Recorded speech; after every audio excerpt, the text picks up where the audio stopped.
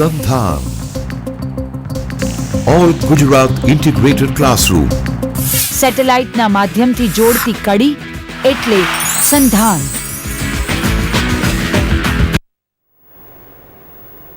Hello friends, today our topic is algebra of subspaces and related topics. We have already studied what is a subspace in our second lecture, but I repeat again, a non-empty subset U of a vector space V is called a subspace of V if U itself becomes a linear vector space under the same operation, vector addition and scalar multiplication. We have criteria that a non-empty subset U of V is a subspace of V if and only if alpha x plus beta y belongs to U whenever x and y both belongs to U for all scalars alpha and beta.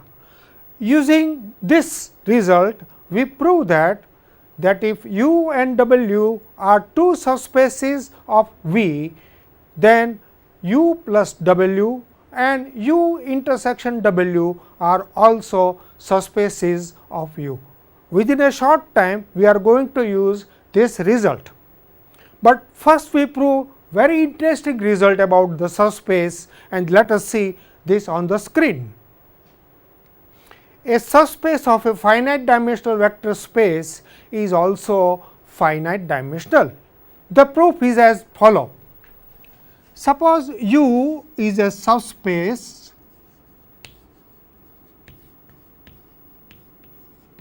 of V and dimension of V is n. Now, we have the first possibility that U equal to only contain 0, then by our convention U is a 0 finite dimensional vector space. Second possibility is U is not 0 space. Then we take one vector x 1 belongs to V minus U.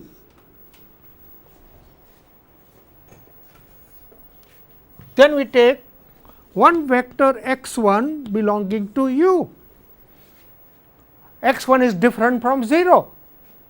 If U turns out is equal to the subspace spanned by x 1, then U is a finite dimensional space.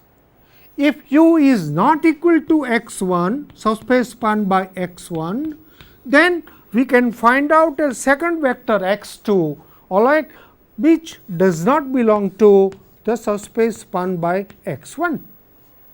And this implies that vector x 1 and x 2 are both linearly independent, and x 1 subspace spanned by x 1 and x 2 is contained in U.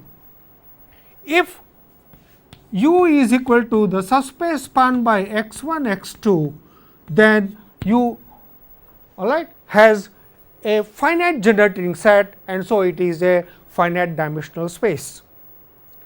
Now, we prove one more important result first, that if S is linearly independent in U, if any non-empty subset S is linearly independent in U, then S is also linearly independent in V. If possible, suppose S is linearly dependent, suppose S is linearly dependent in V, then we can find out a finite subset of S, say y 1, y 2 up to y k, a subset of S which is linearly dependent in V. And this implies that we have scalars alpha 1, alpha 2 and alpha k, not all zeros, such that alpha 1 y 1 such that sigma I equal to 1 to k alpha I y I is equal to 0. Now, U is also a subspace, and so taking this 0 in U, this implies that this vector y 1, y 2, y k are linearly dependent in U, and that implies that S is also linearly dependent in U, a contradiction to the fact that S is linearly independent in U. So, what this implies is that since dimension of U is equal to n, all right, what we can say is that U can have at the most n linearly independent vectors. So, we continue this process. We add one vector more x 3 and continue this process. Then after a finite number of steps, say m, we get independent vectors x 1, x 2 up to x m in U such that they are linearly independent, and U is equal to the subspace spanned by x 1, x 2 and x m. That means, there is a finite set containing x 1, x 2, x n which generates the whole space U, and so U is also finite dimensional. One thing more also here, that x 1, x 2, x m are linearly independent, their span is equal to the whole space U, and so what we get is dimension of U is equal to m, and so what we can say is this m is at the most n, and so it is less than or equal to n. Now, we have a corollary. Yes, if U is a subspace of a finite dimensional vector space V, then dimension of U is less than or equal to m, less than or equal to n, and that is equal to dimension of V. So, that part is over. If U equal to V, then dimension of U is equal to dimension of V. Let us prove the converse part. Suppose dimension of U is equal to dimension of V is equal to n. Now, dimension of U is equal to n, and so according to our last lecture, U has a basis B containing n linearly independent vectors z1, z2 and zn.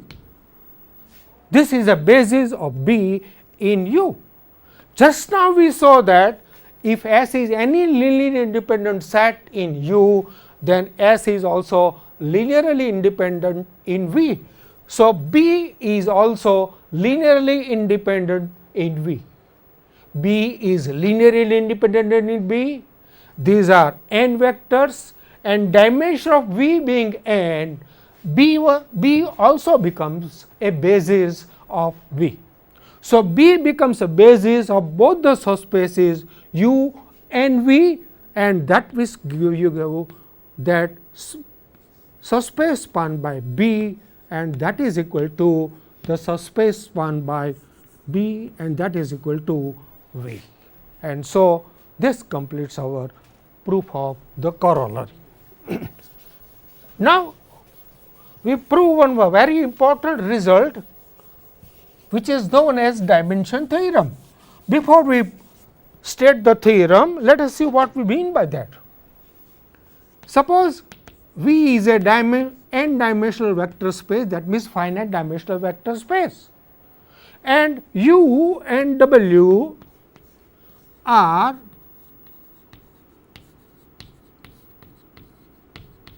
subspaces of V. Then just now we proved that U and W are both finite dimensional, but we know that U plus W and U intersection W, they are also subspace of V. So, we have 4 subspaces U, W, U plus W, u plus w and u intersection w. They are all finite dimensional vector spaces. Now, our dimension theorem says, gives you relation between this theorem. Let us see this on the screen. Yes, if u and w are subspaces of V, then our dimension theorem says that the dimension of u plus w is equal to dimension of u plus dimension of w minus dimension of u intersection w. This result reminds us one very popular result in set theory, that if A and B are two finite sets, then we have the result and A union B is equal to and A plus n B minus n A intersection B. And A means number of elements in the set A. In particular, if two sets A and B are disjoint, then A intersection B is equal to phi, and this becomes 0, and what we get is the result that number of elements in A union B equal to number of elements in A plus number of elements in B. But here in this case what happens? That u and w both are subspaces, and since u and w both are subspaces, 0 vector is common to u and w. So, two subspaces of a vector space are never disjoint in our usual sense, and that is why we define in a different form.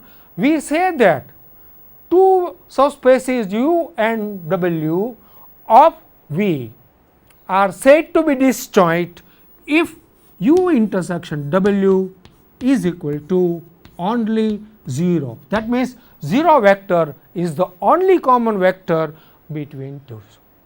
And now we can have a theorem that if u and w are disjoint subspaces of V, then dimension of u plus w equal to dimension of u plus dimension of w. Proof of this theorem being lengthy, we will not give this proof of this result. Now, if we take the space R2 and R3, we have a geometrical representation. Let us first take the geometrical representation in R2. The dimension of R2 is equal to 1, 2. Now, if u is a subspace of R2, then we have three possibilities: dimension of u equal to 0, 1 or 2. If dimension of u equal to 0, then u contains only 0 vector, that means here it is 0, 0. If dimension of u equal to 2, then dimension of u equal to dimension of whole space, and so you get this is nothing but is equal to R2. Now, let us say that dimension of u is equal to 1, and suppose that basis for u is, that means it is spanned by the vector a b.